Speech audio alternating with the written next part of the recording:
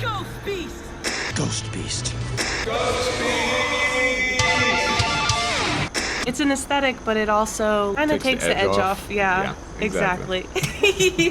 I'm with you. Yeah. One of them might be Wishbone. The one with the dog? Yeah. What? No, because of the style.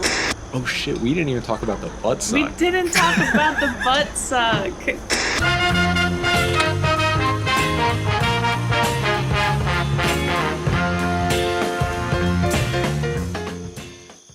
It's been 6 months since the tornado, and Dorothy hasn't been herself since. I'm taking her to Cottonwood Falls tomorrow, see if she can be helped. All she ever talks about is someplace that just doesn't exist. Talking tin men, walking scarecrows, ruby slippers.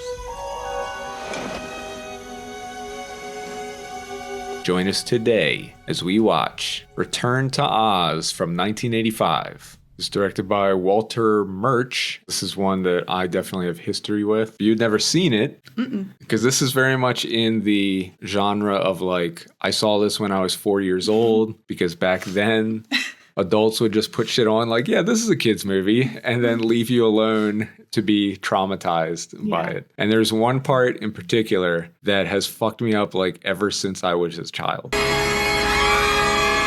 There was another part that you really hated. As an adult. Yeah. Come here, chicken! Did not like that.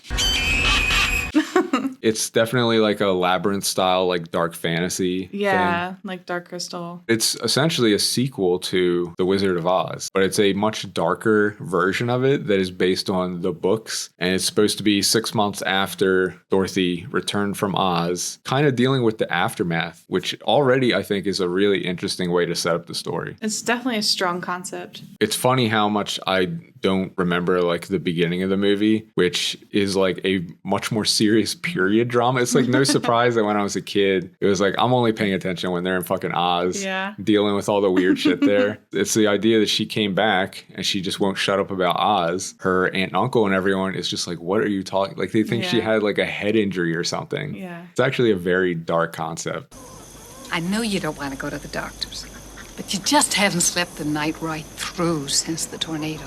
She's definitely traumatized. But even with what we have when she goes back to Oz, which, spoiler, that's what happens in Return to Oz, there's a lot of weird creatures and puppets and effects that are just fucking creepy. I miss this kind of movie. They're taking advantage of using like practical sets. Matte paintings and stuff. Oh my God, the matte paintings are beautiful. It feels like simultaneously this movie cost a lot and also had like a limited budget, but the imagination is still there. Yeah. Art takes time and money, and if you take away one or the other or a little bit of both, I mean, it shows. It still is really amazing, like just as a piece of art. Yeah, the craftsmanship, it's so cool to like watch it happen. Immediately, I'm going into it like, how would I put that together? What materials would I use? That turns on a different part of my brain, and it makes me like even more interested in the movie. And it's cool because they have like these new versions of all the characters, basically. There's like the new Scarecrow and Tin Man and everything. All the characters are based off of the illustrations done by John R. Neal in the original book. I just thought that was so cool because when I was watching the movie, I was looking at these characters and they're like so illustrative. You love to see that when it's like, instead of kind of smoothing all the edges, it's like, no, let's bring these weird ass illustrations to life. Because she even has that comment early on about how the Tin Man chopped off his own limbs with an axe. And that's like his story. It's like, I don't remember that from the movie. I don't think they touched on that. Jack Pumpkinhead, their version of Scarecrow in this, he was a direct inspiration for Jack Skellington. I did see that too. Yeah. As soon as they get there and her pet chicken kind of comes to life and is talking to her and it's a little puppet.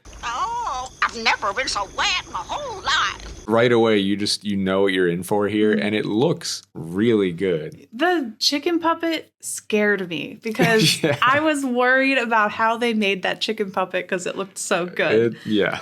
I read that people were like confusing it with the chickens on set, so that's it's so well done. As far as a content warning, there's this kind of darker subtext that when she's picked up by the fucking tornado, it gives her brain damage. Possibly. And when she's in the sanatorium, the power goes out and everything starts getting more fantastical the minute they like touch her and say they're going to start. And so everything after that is her mind getting Yeah. It felt like very Yeah, no, that's deliberate, completely fair. I mean, but I don't want to think about it. I don't want to think about it either. Look, I've had ECT. Obviously, this is like a very old-timey, extreme version of it. Yeah. But it's not fun. I was a little worried when we got into that because I forgot that was in here. But it is nice that at the end of the movie, they get fucking arrested. So that's a positive outcome. Oh, yeah, to do that to a child. But you know what? People have their own experiences with it, and it has really helped people. It's just like saved people. But I think it's also fair to talk about how it has a permanent effect on you. And it's honestly why there's sometimes I just don't remember things. And it's because of that. Yeah, I knew that, but I'm glad you're comfortable sharing that. But that's what I'm saying. I don't want to talk about that part of the story. I don't either. I want to believe she went to fucking Oz and met all these weirdos. No, she's definitely best friends with that chicken.